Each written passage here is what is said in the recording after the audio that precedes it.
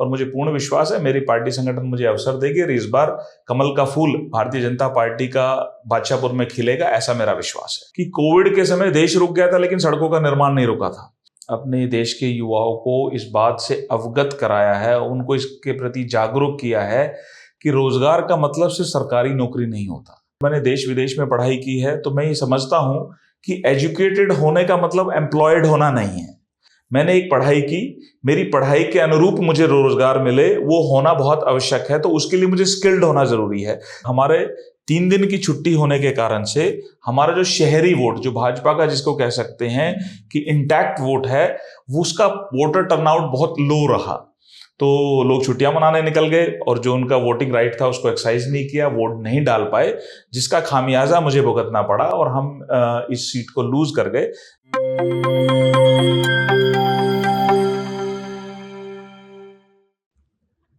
नमस्कार, स्वागत है आपका। मैं हूं शैली शर्मा और आप देख रहे हैं जेपी हरियाणा। आज हमारे साथ है मनीष जी। आपका सादर अभिवादन। आप युवा मोर्चा के अध्यक्ष भी रहे हैं और आप अभी प्रदेश मंत्री हैं अभी आप। तो आप मुझे बताइए कि भाजपा के कार्यकाल में, जैसे मनोहर सरकार में, अपना गुरुग्राम कितना बदला है, क्या क्या बदलाव आए हैं?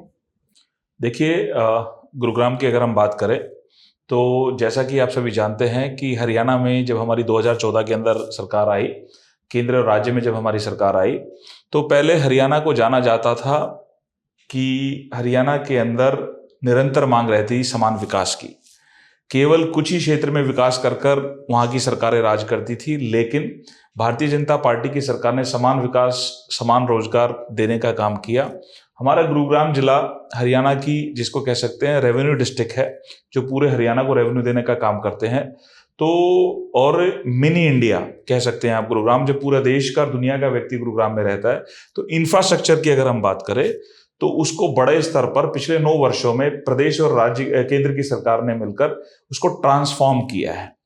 जिसमें अगर हम बात करें तो गुड़गांव जैसे शहर को मुंबई से कनेक्ट करने के लिए मुंबई एक्सप्रेसवे, दिल्ली को गुरुग्राम से कनेक्ट करने के लिए द्वारका एक्सप्रेसवे, और हमारे नए और गुड़गांव को कनेक्ट करने के लिए हम फ्लाईओवर की बात करें तो राजीव चौक पर, हिरोंडा चौक पर, इन सबको निर्माण करने का काम भारतीय जनता पार्टी की केंद्र और राज्य सरकार ने मिलकर किया है। लेकिन अभी वर्तमान में आप देख रहे हैं बारिश आ जाती है तो इतना गुरुग्राम भर जाता है, एकदम जल भराव की स्थिति इतनी हो जाती है कि सब लोग आलोचना करते हैं। तो इस पर आप क्या कहेंगे? देखिए, ये एक बहुत बड़ा चैलेंज हमारी सरकार के सामने है। नए शहर को बसाना बहुत आसान है, बसे हुए शहर को नया बनाना बड़ा कठिन है। तो हमारे गुरुग्राम की जिस प्रकार का जो इंफ्रास्ट्रक्चर है उसको रिफॉर्म करने की आवश्यकता है, जिसके लिए हमारी सरकार प्राथमिकता रखकर उसको करने का प्रयास कर रही है। क्योंकि जितनी आबादी गुरुग्राम के अंदर है उसके हिसाब से कॉम्पिटेंट इंफ्रास्ट्रक्चर होना चाहिए, उसको लेकर हमारी सरकार प्लानिंग भी कर रही है। और आने वाले समय में उसका एग्जीक्यूशन होने के बाद, जैसे बरसात के पानी को रिचार्ज, मतलब हम उसको हार्वेस्ट कर सके, इसके लिए हमारी सरकार की प्राथमिकता है। और हमारा स्टॉर्म वाटर और सीवेज को हम सेपरेट कर सके, इस प्रकार की परिस्थिति ना हो, उसको लेकर भी हमारी सरकार काम कर रही है। तो मुझे विश्वास है कि आने वाले समय में हम इस समस्या का भी समाधान करा पाएंगे। पिछली बार आपने बादशाहपुर से चुनाव लड़ा था और भाजपा का शहरी क्षेत्रों में अच्छा प्रभाव रहता है और 75 पार का नारा था, तो फिर लोगों का साथ क्यों नहीं मिल पाया? देखिए, चुनाव की जीत और हार में केवल एक कारण नहीं, बहुत से कारण होते हैं। और मैं ये मानता हूं कि जिस प्रकार का मैंडेट, जीतता तो एक ही व्यक्ति है, लेकिन जिस प्रकार का वोट मुझे लोगों ने दिया, मेरा पहला चुनाव था, मैं भारतीय जनता पार्टी के कैंडिडेट के नाते चुनाव लड़ा। हमारे 90 प्रत्याशी चुनाव लड़े, उसमें वोट पाने वाला व्यक्ति मैं पूरे प्रदेश में दूसरे नंबर पर हूं। तो इसका मतलब लोगों ने मुझे आशीर्वाद देने के लिए काम किया, जिताने के लिए। लेकिन दुर्भाग्यपूर्ण हमारे 3 दिन की छुट्टी होने के कारण से हमारा जो शहरी वोट, जो भाजपा का जिसको कह सकते हैं कि इंटैक्ट वोट है, वो उसका वोटर टर्नआउट बहुत लो रहा।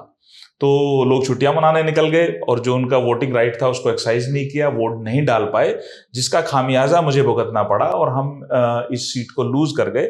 लेकिन मेरा चुनाव के बाद से लेकर आज तक निरंतर लोगों के बीच में रहना है और लोगों का कनेक्ट है और लोगों के मन में विश्वास है कि जो थोड़ी सी कसर पिछले बार रह गई थी उसको पूरा करने का काम करेंगे। और मुझे जिस दिन सेवा का अवसर मिलेगा, मैं आज भी काम कर रहा हूं और आने वाले समय में भी जनता को उनकी वोट को सेवा के रूप में लौटाने का काम करूंगा, ऐसा मेरा अपना संकल्प है।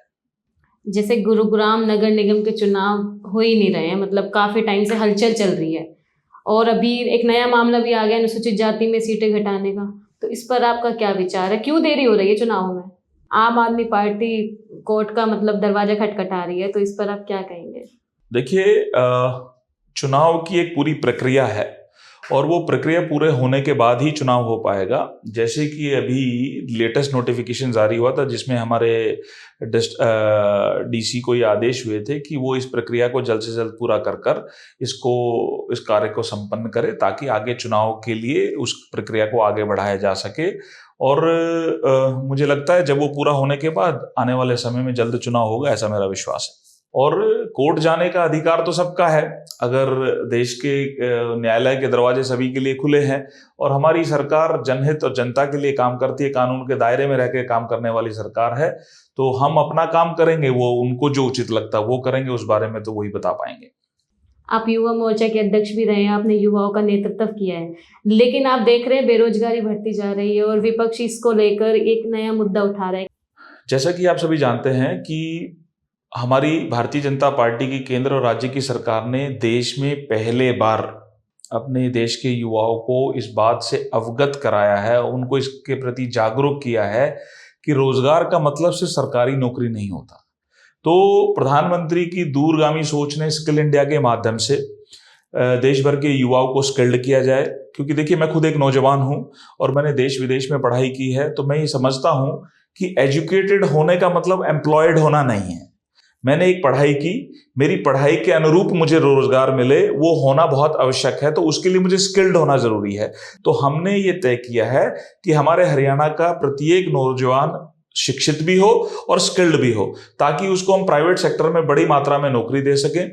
और जितने भी हमारी सरकार के जो आयाम चल रहे हैं, जिसको जैसे मैंने अभी इंफ्रास्ट्रक्चर को आपका उदाहरण दिया, आपको याद होगा कि कोविड के समय देश रुक गया था लेकिन सड़कों का निर्माण नहीं रुका था। तो इससे कहीं ना कहीं ये भी एक रोजगार के अवसर हैं जिनसे प्राइवेट सेक्टर में बड़ी मात्रा में हमारी सरकार ने अपने क्षेत्र के लोगों को रोजगार देने का काम किया है और आने वाले समय में ये हमारी प्राथमिकता है। अब जैसे हमने सरकारी पोर्टल पर नौजवानों को रजिस्ट्रेशन के लिए, जो लोग स्किल्ड है, एलिजिबल है, उनको रजिस्ट्रेशन करने के लिए और सरकार के माध्यम से प्राइवेट सेक्टर में भी हम लोगों को रोजगार देने का काम कर रहे हैं।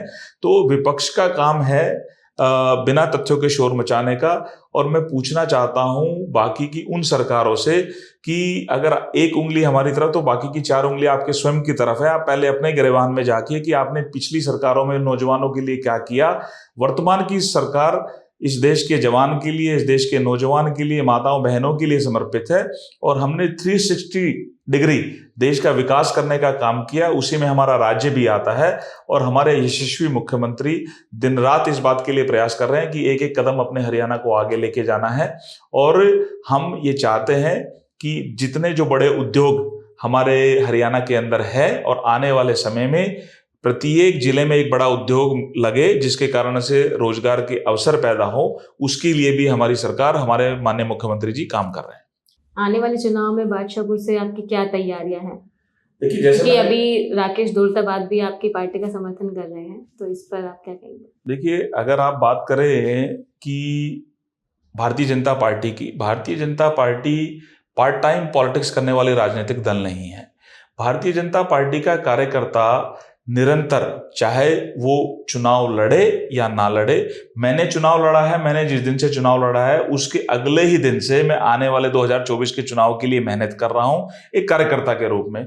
और भारतीय जनता पार्टी के कार्यकर्ताओं के लिए पूरे देश में ये पहचान है कि भारतीय जनता पार्टी का कार्यकर्ता एक सैनिक के रूप में, जैसे देश का सैनिक सीमाओं पे देश की रक्षा सुरक्षा करता है, उसी प्रकार से भारतीय जनता पार्टी का कार्यकर्ता वो कार्यकर्ता है जो कभी बैरक में लौटकर वापस नहीं जाता, 24 घंटे मैदान में रहता है।